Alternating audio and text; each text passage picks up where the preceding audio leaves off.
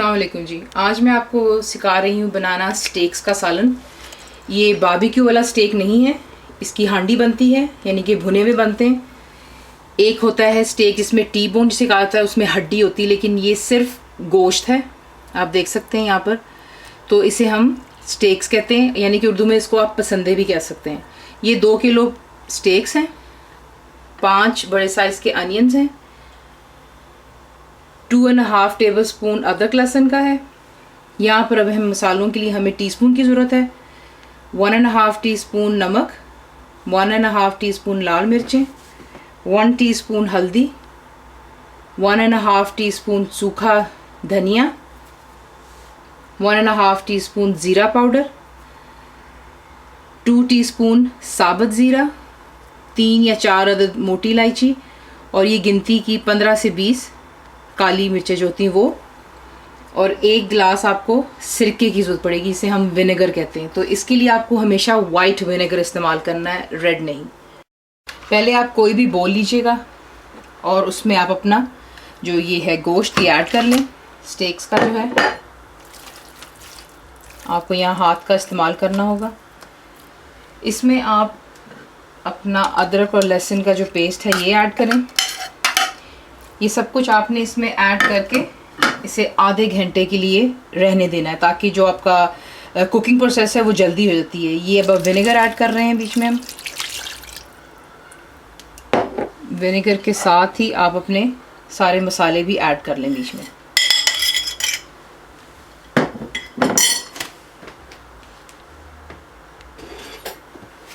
Add करने के बाद इसे अच्छी तरह मिक्स करें।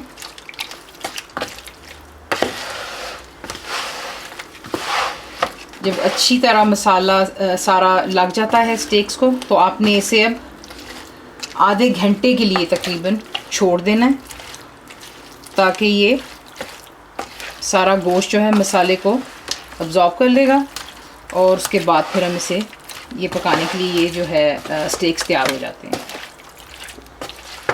अब आप कोई भी देचकी लें, चूल्हा जला लें, और बीच में अपना तेल, ये 1 कप तेल है, ये ऐड कर लें बीच में।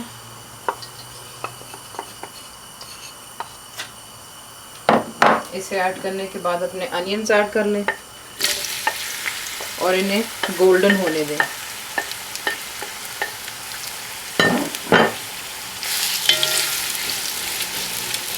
जैसे मैं आपको बता रही थी स्टेक्स के बारे में, मैंने एक्चुअली आपको स्टार्ट में बताया नहीं, आई एम सॉरी। स्टेक्स जो आपने लेने, गोश्त जो है यानी कि वो आपने बीफ का लेना है। वैसे आपकी मर्ज़ी, आप कोई भी ले सकते हैं, लेकिन इसके लिए अगर आप बीफ इस्तेमाल करें तो इसका ज़रा जायका ज़्यादा अच्छा आता है। तो स्टेक्स का जो गोश्त हो वो आप बीफ का ले लें। अब आप देखें कि अनियंस जो हैं ये गोल्डन हो गए हैं। इसमें हम टमाटर का इस्तेमाल नहीं करते, क्योंकि इसमें ऑलरेडी हमने विनेगर डाला हुआ है, तो फिर वो ज़्यादा ही खट्टा सा बन जाता है। तो इसमें सिर्फ विनेगर का इस्तेमाल है। अब आप इसमें अपना जो स्टेक का मसाला और स्टेक्स इकट्ठे जो था, इसे हम इसमें ऐड कर लेते हैं।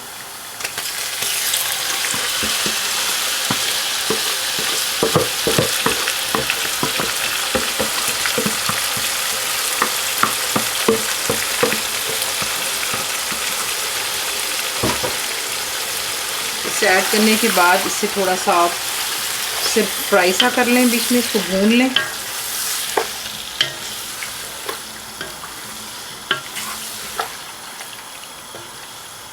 अदरक लहसुन इसलिए नहीं ऐड किया अनियंस के साथ, आपने पहले ही देखा होगा बिगिनिंग में जब मैंने स्टेक्स को मसाला लगाया, तो अदरक और लहसुन जो है उसी में हमने ऐड कर लिया था, क्योंकि ये बड़ा गोश्त है।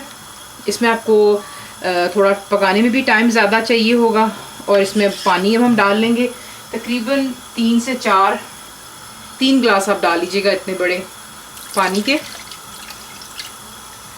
और इसे हल्की आंच पर पकने दें। पहले आप देख लें, जब इसमें बबल्स आने शुरू हो जाएंगे, पहले आग तेज़ रखिएगा, और जैसे इसमें बबल्स बनने शुरू हो जाएंगे, पानी जैसे कि उबल रहा हो, तो उसके बाद आप इसको मीडियम आग पे कुक करें। कुकिंग टाइम इसकी कम से कम 30 to 40 मिनट्स होना चाहिए, क्योंकि बड़ा गोश्त है। और जब साथ साथ कुकिंग के दरमियान में आप ज़रूर इसको बीच में चेक करते रहें कि आपका गोश्त गल गया है या अगर इसको और अभी भी पानी की ज़रूरत हो, आप इसमें पानी हमेशा और ऐड कर सकते हैं। यहाँ पे आप अपना मसाला भी चेक कर सकते हैं। अगर आपको नमक और मिर्च की ज़रूरत है तो इसको हम पकने के लिए रख देते हैं 30 to 40 मिनट्स। और जिसमें आपसे बार बार कह रही हूँ, बीच में इसको चेक करते रहें। अगर ये पक जाता है, आपको लगता है गोश्त गल गया है, आप बाय ऑल मीन्स आग को तेज़ करें, पानी को ड्राई हो जाने दें। So let's start cooking the stakes now. इसको ढांककर अब हम पकने देते हैं। अब आप देख सकते हैं कि 30 मिनट्स के बाद आपका जो है मसाला बन चुका हुआ है और आपकी स्टेक्स तैयार हैं। इसमें आप गार्निश के लिए हरा धनिया और हरी मिर्ची डालें।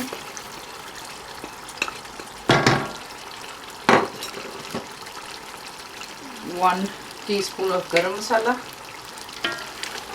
इसे मिक्स करें और सिर्फ 2 से 3 सेकंड के लिए इसको ज़रा सिमर करने दें और आपकी स्टेक्स तैयार हैं।